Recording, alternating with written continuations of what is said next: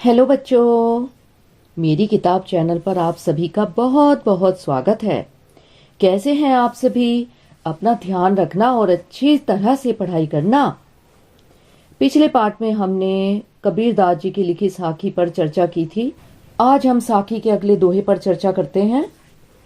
जब मैं था तब हरि नहीं, अब हरि हैं मैं नाही।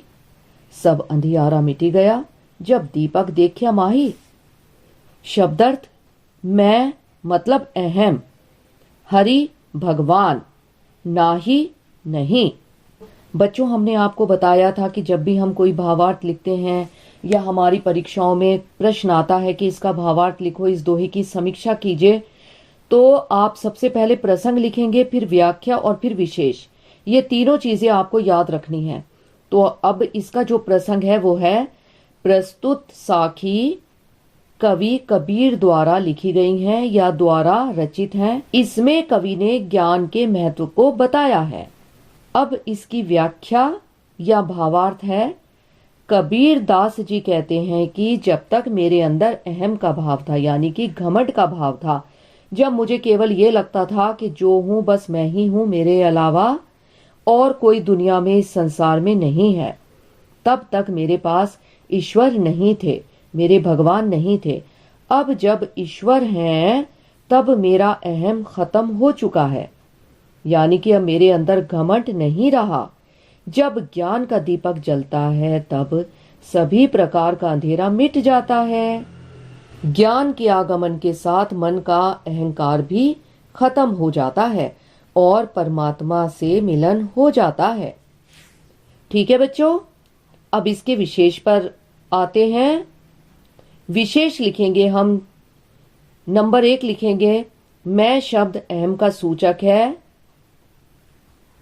नंबर 2 पर लिखेंगे, अहम और परमात्मा में विरोध है। तीसरा लिखेंगे, भाषा सरल है। बस आपने इतना लिखना है। ठीक है बच्चों, अब इसके प्रश्न उत्तर हम समझते हैं।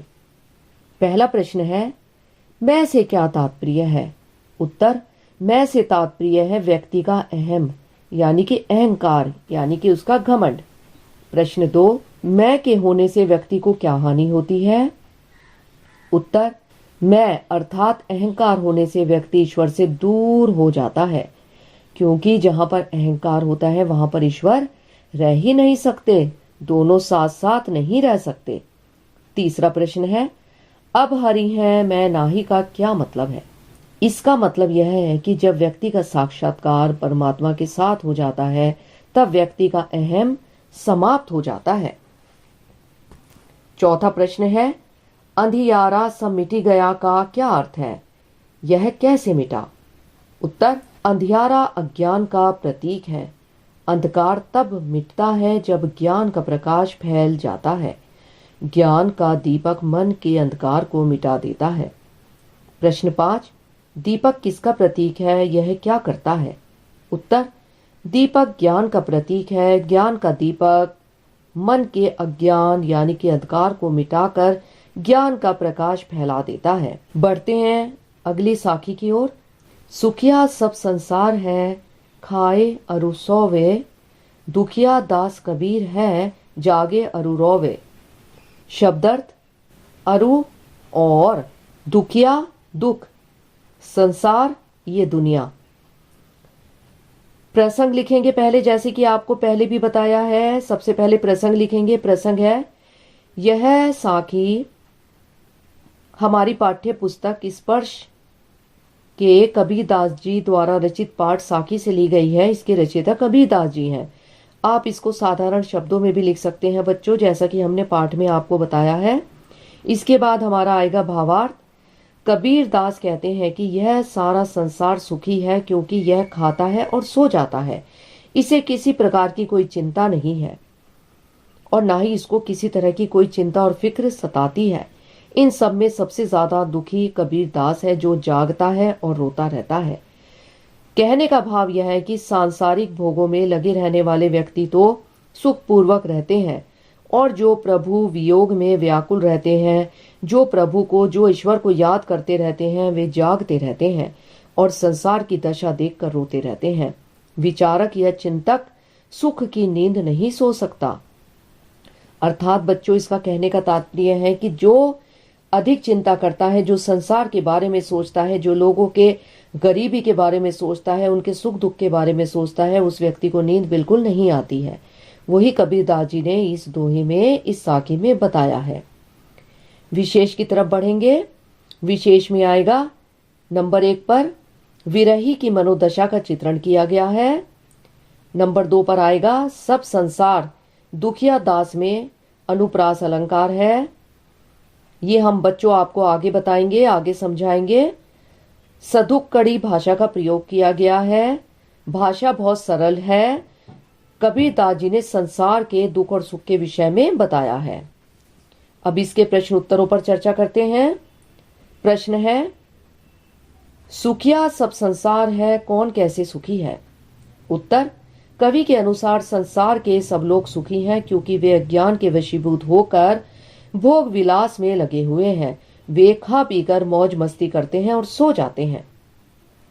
नंबर 2 है, दुखी कौन है और क्यों? उत्तर है, दूसरा प्रश्न है, दुखी कौन है और क्यों?